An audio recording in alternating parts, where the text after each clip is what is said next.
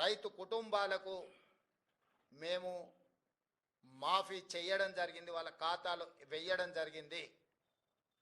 నిన్న 30/11/2024 నాడు 2747 కోట్ల రూపాయలు మహబూబ్ నగర్ జిల్లాలో చివరి విడతగా 4వ విడతగా గతంలో సాంకేతిక లోపాలతోటో లేదా రేషన్ కార్డుల విషయంలో కొంత గందరగోళం ఉండడమో లేదా బ్యాంకులు వివరాలు అందించడంలో కొంత తాత్సారం చేయడమో రకరకాల కారణాల చేత 3,13,897 రైతు కుటుంబాలకు 2,747 కోట్ల 67 లక్షలు నిన్న వాళ్ళ ఖాతాలో వేయడం జరిగింది.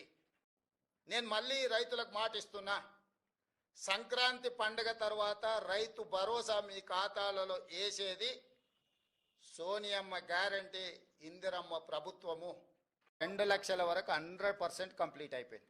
2 లక్షల రూపాయల వరకు బ్యాంకుల్లో 12/12/2018 నుంచి 9/12/2023 మధ్యకాలంలో 2 లక్షల రూపాయల రుణమాఫీ తీసుకున్న వాళ్ళు సంపూర్ణంగా పూర్తి అయిపోయినరు. మా దగ్గర ఉన్న సమాచారం ప్రకారం 100% రుణమాఫీ చేసినాము.